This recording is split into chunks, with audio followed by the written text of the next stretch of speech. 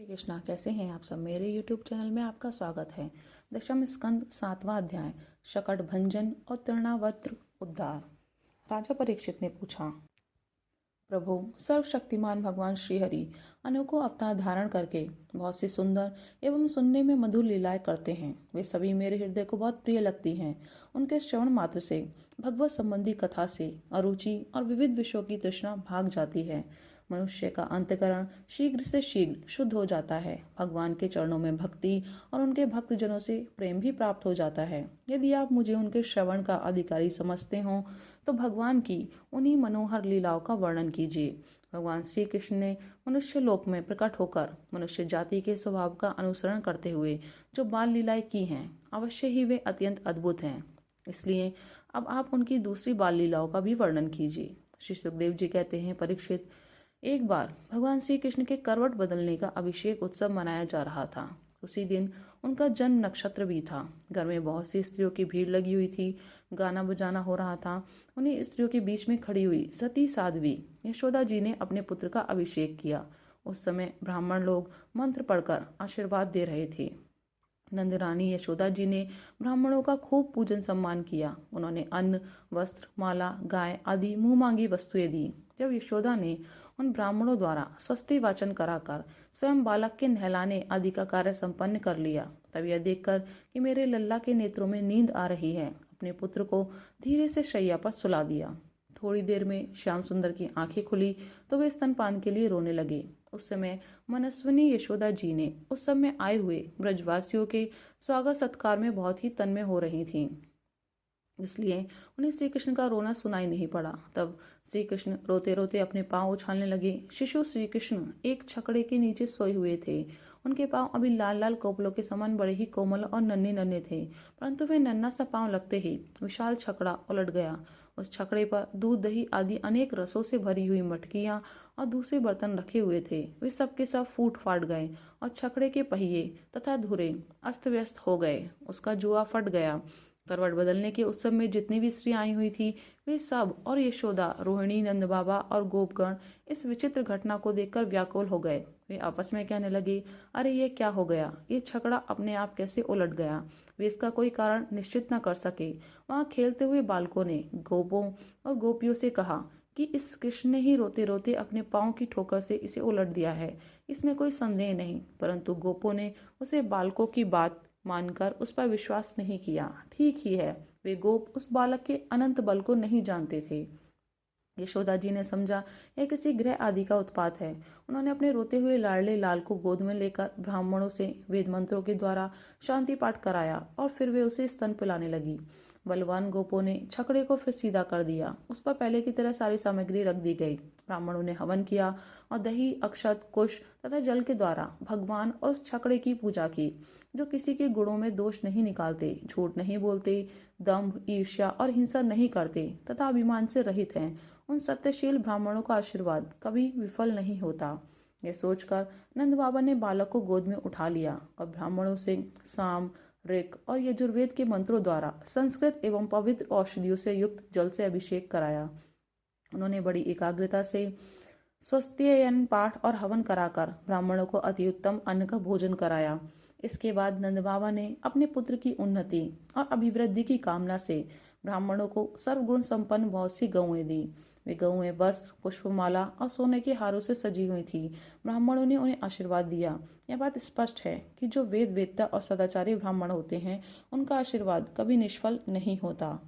एक दिन की बात है, सती यशोदा जी अपने प्यारे लल्ला को गोद में लेकर दुला रही थी। सहसा श्री कृष्ण चट्टान के समान भारी बन गए। वे उनका भार न सह सकी। उन्होंने भार से पीड़ित होकर श्री कृष्ण को पृथ्वी पर बैठा दिया। इस नई घटना से वे अत्यंत चकित हो रही थी। इसके बाद उन्होंने भगवान पुरुषोत्तम का स्मरण किया और घर के काम में लग गई। तृणावत्र नाम का एक दैत्य था। वह कंस का निजी सेवक था। कंस की प्रेरणा से ही बवंडर के रूप में वह गोकुल में आया और बैठे हुए बालक श्री कृष्ण को उड़ाकर आकाश में ले गया। उसने व्रजरज से सारे गोकुल को ढक दिया और लोगों की देखने की शक्ति हर ली। उसके अत्यंत भयंकर शब्द से दसों दिशाएं कांप उठी। सारा व्रज 2 घड़ी तक रज और तम से ढका रहा। यशोदा जी ने अपने पुत्र को जहाँ बैठा दिया था, वहां जाकर देखा तो श्री कृष्ण वहां नहीं थे। उस समय तृणावत ने बवंडर रूप से इतनी बालू उड़ा रखी थी। सभी लोग अत्यंत उद्विग्न और बेसुध हो गए थे। उन्हें अपना पराया कुछ भी नहीं सूझ रहा था। उस जोर की आंधी और धूल की वर्षा में अपने पुत्र का पता न पाकर यशोदा जी को बड़ा शोक हुआ। वे अपने पुत्र की याद करके बहुत ही दीन हो गईं और बछड़े के मर जाने पर गाय की जो दशा हो जाती है वही दशा उनकी हो गई। वे पृथ्वी पर गिर पड़ी। बवंडर के शांत होने पर जब धूल की वर्षा का वेग कम हो गया तब यशोदा जी के रोने का शब्द सुनकर दूसरी गोपियां वहां दौड़ आईं। नंद नंदन श्याम सुंदर श्री कृष्ण को ना देखकर उनके हृदय में भी बड़ा संताप हुआ। आंखों से आंसू की धारा बहने लगी। वे फूट फूट कर रोने लगी। इधर तृणावर्त बवंडर रूप से जब भगवान श्री कृष्ण को आकाश में उठा ले गया तब उनके भारी बोझ को न संभाल सकने के कारण उसका वेग शांत हो गया। वह अधिक चल ना सका। तृणावर्त अपने से भी भारी होने के कारण श्री कृष्ण को नीलगिरी की चट्टान समझने लगा। उन्होंने उसका गला ऐसा पकड़ा कि उस अद्भुत शिशु को अपने से अलग नहीं कर सका। भगवान ने इतने जोर से उसका गला पकड़ रखा था कि वह असुर निश्चेष्ट हो गया। उसकी आंखें बाहर निकल आई, बोलती बंद हो गई, प्राण पखेरु उड़ गए और बालक श्री कृष्ण के साथ वह ब्रज में गिर पड़ा। वहां जो स्त्रियां इकट्ठी होकर रो रही थी उन्होंने देखा कि वह विकराल दैत्य आकाश से एक चट्टान पर गिर पड़ा और उसका एक एक अंग चकनाचूर हो गया। ठीक वैसे ही जैसे भगवान शंकर के बाणों से आहत हो त्रिपुरासुर गिरकर चूर चूर हो गया था। भगवान श्री कृष्ण उसके वक्षस्थल पर लटक रहे थे। यह देखकर गोपियां विस्मित हो गईं। उन्होंने झटपट वहां जाकर श्री कृष्ण को गोद में ले लिया और लाकर उन्हें अपने माता को दे दिया। बालक मृत्यु के मुख से सकुशल लौट आया। यद्यपि उसे राक्षस आकाश में उठा ले गया था फिर भी वह बच गया। इस प्रकार बालक श्री कृष्ण को फिर पाकर यशोदा आदि गोपियों तथा नंद आदि गोपों को अत्यंत आनंद हुआ। वे कहने लगे, अहो यह तो बड़े आश्चर्य की बात है। देखो तो सही यह कितनी अद्भुत घटना घट गई।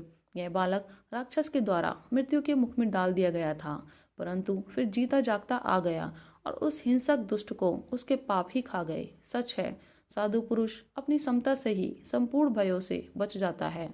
हमने ऐसा कौन सा तप, भगवान की पूजा, प्याऊ, भौसला, कुआ, बावली, बाग बगीचे आदि पूर्त, ज्ञान अथवा जीवों की भलाई की थी, जिसके फल से हमारा यह बालक मरकर भी अपने स्वजनों को सुखी करने के लिए फिर लौट आया। अवश्य ही यह बड़े सौभाग्य की बात है।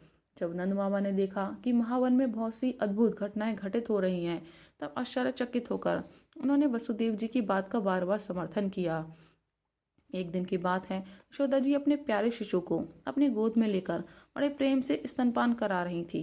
वे वात्सल्य स्नेह से इस प्रकार सरोबार हो रही थी कि उनके स्तनों से अपने आप ही दूध झरता जा रहा था। जब वे प्रायः दूध पी चुके और माता यशोदा उनके रुचिर मुस्कान से युक्त मुख को चूम रही थी, उसी समय श्री कृष्ण को जम्भाई आ गई और माता ने उनके मुख में यह देखा। उसमें आकाश, अंतरिक्ष, ज्योतिर्मंडल, दिशाएं, सूर्य, चंद्रमा, अग्नि, वायु, समुद्र, द्वीप, पर्वत, नदियां, वन और समस्त चराचर प्राणी स्थित हैं। परीक्षित अपने पुत्र के मुंह में इस प्रकार सहसा सारा जगत देखकर मृग शावक नैनी यशोदा जी का शरीर कांप उठा। उन्होंने अपनी बड़ी बड़ी आंखें बंद कर ली। वे अत्यंत आश्चर्यचकित हो गईं। राधे राधे।